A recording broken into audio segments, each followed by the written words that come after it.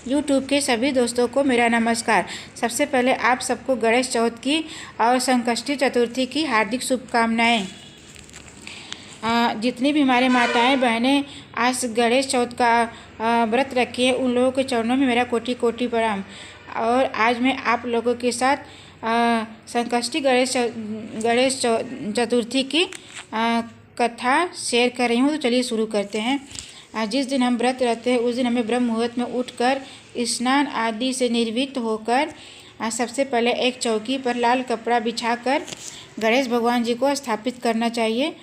उनका विधि पूर्वक पूजन करके उनको भोग लगाकर हाथ में पुष्प और अक्षत और फूल और एक का सिक्का लेकर संकल्प लेना चाहिए कि हे गणेश भगवान जी, आज मैं आपका व्रत रखी हूँ, कृपा करके हमारा व्रत निर्विघ्न पूर्वक सफल कराइएगा और हमारी मनोकामनाएं पूरा कराइएगा। फिर उसके बाद उस संकल्प को गणेश जी के चरणों में छोड़ देनी चाहिए। फिर हमें हाथ में तिल और पुष्प लेकर कथा शुरू करनी चाहिए। हम आप लोगों को बता दें कि हमारे काशी में जो बड़े गणेश भगवान जी हैं उनका आज जयंती है, तो उनका भी मैं आप लोगों को दर्शन करा रही हूँ। ये हैं बड़े गणेश भगवान जी। मैं हर गणेश चतुर्थी को यहाँ पर जाती हूँ, ऐसे भी जाती रहती हूँ बुधवार को। ये हैं बनारस के गणेश भगवान जी, काशी में हैं। तो चलिए कथा आरंभ करते हैं। एक गांव में एक बुढ़िया और उसका बेटा रहा करते थे। बेटा गाय चरा के थोड़ी बहुत मजदूरी करके कुछ पैसे कमा लिया करता था। उसी से दोनों का अपना गुजारा हो रहा था।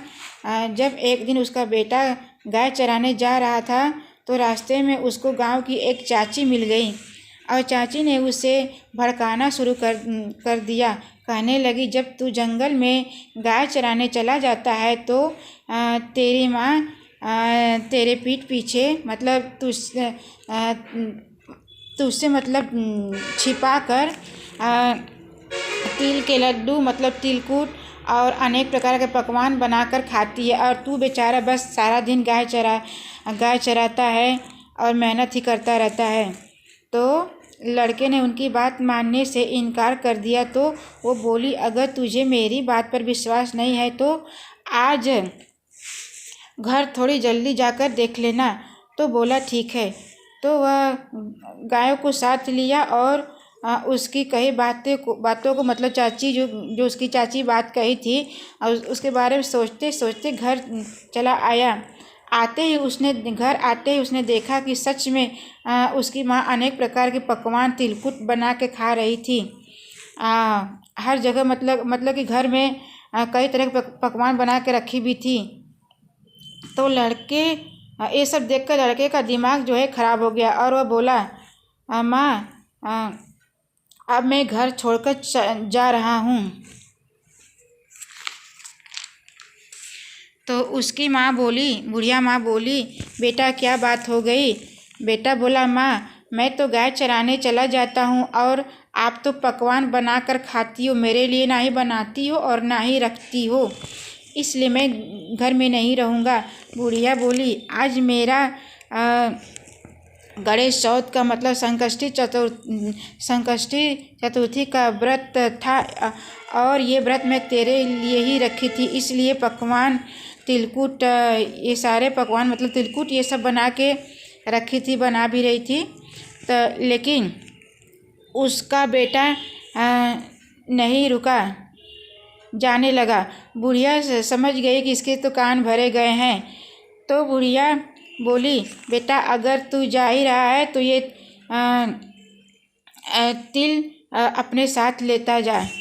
जहाँ भी रास्ते में संकट तेरे सामने आएगा, ये तिल अपने हाथ में लेकर बोलना, हे संकष्टी माता, हे गणेश भगवान जी, अगर मेरी माँ मेरे लिए व्रत रखती थी तो ये संकट कट जाएगा।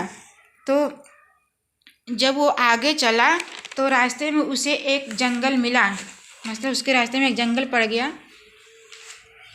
जंगल में जो है उसके सामने एक शेर आ गया। तो शेर को देखकर वह डर गया। तो अपनी माँ की बात उसको याद आई। तो उसने तिल हाथ में लेकर वहीं बैठ गया और बोला, है संकष्टी माता, अगर मेरी माँ मेरे लिए व्रत रखती है तो ये शेर जो है गाय बन जाए। उसी क्षण वो गाय जो है, वो शेर जो है गाय बन गई और पूँछ हिलाती हुई आगे बढ़ गई। फिर वो मतलब उस बुढ़िया का बेटा आगे चला, तो आगे जाने पर उसे उसके सामने फिर नदी पड़ गई। तो उसने सोचा कि अगर मैं नदी में जाऊंगा, इस तूफान भरी नदी में जाऊंगा तो डूब जाऊंगा, अगर यहाँ रुकूंगा तो जंगल के शेर मुझे खा जाएंगे। तो उसने फिर से वही तिल हाथ में लेकर वहीं बैठ गया और बोला, हे संकष्टी माता, हे संकष्टी चतुर्थी माता, अगर मेरी माँ मेरे लिए व्रत रखती थी तो यह इसी नदी के बीच में से ही रास्ता बन जाएगा। तो तुरंत ही नदी के बीच में ही रास्ता बन गया और वो मतलब उस नदी को पार कर गया। जब आगे बढ़ा तो एक गांव था, उस गांव में एक बुढ़िया थी, पूड़ी बना रही थी, मतलब पूड़े बनाई जा रही थी और रोए भी जा रही थी। तो उस लड़के ने उस बुढ़िया के पास जाकर बोला कि माँ, तुम पूड़े भी बना रही हो और रो भी रही हो, इसका क्या मतलब है? तो वो बुढ़िया बोली कि इस गांव में हर 6 महीने में एक आदमी को आवे में बैठाया जाता है, वो जलकर मर जाता है। अगले दिन मेरे बेटे की बारी है। तो वो बोला कि बस इतनी ही बात है, तू सारे जो जितना भी पूड़ी बनाई है वो सब मुझे खिला दे और मुझे आवे में बैठा देना। तो वो पूड़ी खाकर सो गया। फिर दूसरे दिन उस गांव के जो राजा थे उसके सैनिक बुढ़िया के घर गए, तो बुढ़िया उसको जगाने लगी। दूसरे के बेटे को कैसे जगाती, संकोच कर रही थी। तो वो कभी कुंडी खटखटाती तो कभी थाली बजाती। तो उसका बेटा मतलब कि सुनकर जाग गया, तो बोला कि माँ, सैनिक लोग आ गए?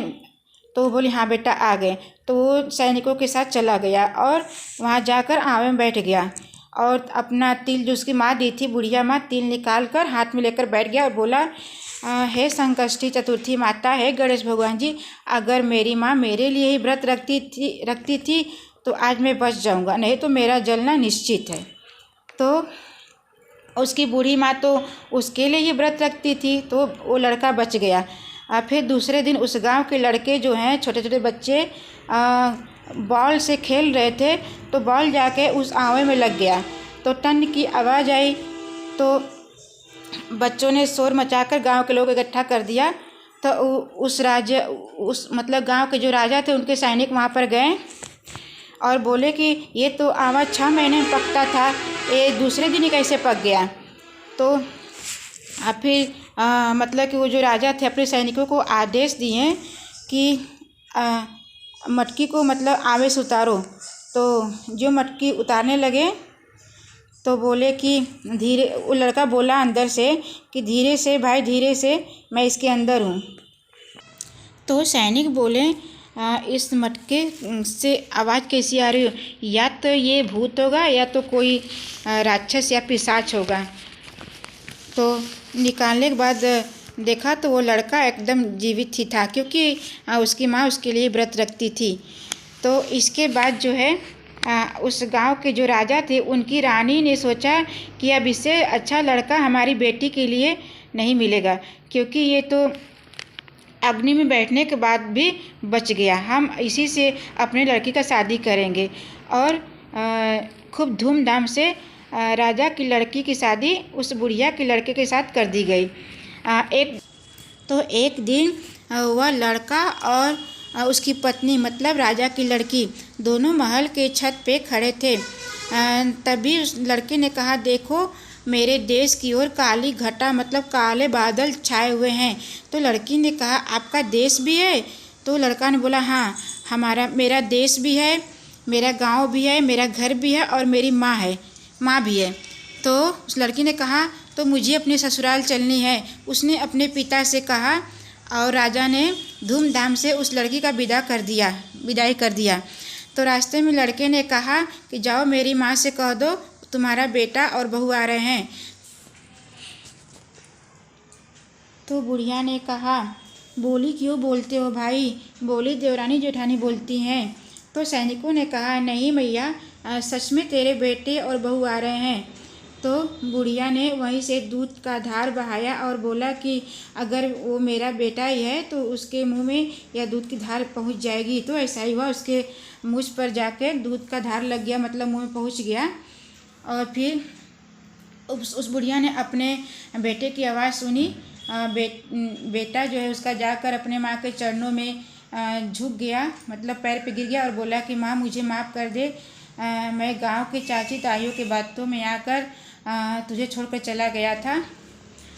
और संकष्टी माता की कृपा से उस बुढ़िया की आंखें भी वापस आ गई और उसने अपने बेटे और बहू को गले लगा लिया और गांव में ढिंढोरा पिटवा दिया कि गांव की सभी औरतें अपने बच्चों की रक्षा के लिए संकष्टी गणेश चतुर्थी की व्रत रखेंगी और व्रत कथा पढ़ेंगी और गणेश चौथ का पूजन भी करेंगी। तो है संकष्टी चतुर्थी माता, जितने भी हमारी माताएं बहनें यह व्रत रखती हैं और व्रत की कथा पढ़ती सुनाती हैं, उन सबके बच्चों की रक्षा करना और हम सबकी जो भी मनोकामनाएं हैं वो पूरी करना। तो फ्रेंड, हमारी ये संकष्टी चतुर्थी की व्रत कथा कैसी लगी हमें कमेंट करके बताइएगा। मैंने इस कथा में बोला है कि संकष्टी चतुर्थी माता की कृपा से उस बुढ़िया की आंखें वापस आ गई, क्योंकि उसका जब बेटा चला गया था तो रो रो के अंधी हो गई थी। तो फ्रेंड्स, हमारी ये वीडियो कैसी लगी हमें बताइएगा। और हमारा एक और भी चैनल है, उसका नाम है डोंट थिंक डू इट, उसे भी आप लोग सब्सक्राइब कर लीजिए। और मेरी वीडियो पसंद है तो उसे लाइक करिएगा, अपने दोस्तों को शेयर करिएगा। मिलती हूँ अगले वीडियो के साथ, तब तक के लिए जय Shri Krishna, Radhe Radhe, thanks for watching.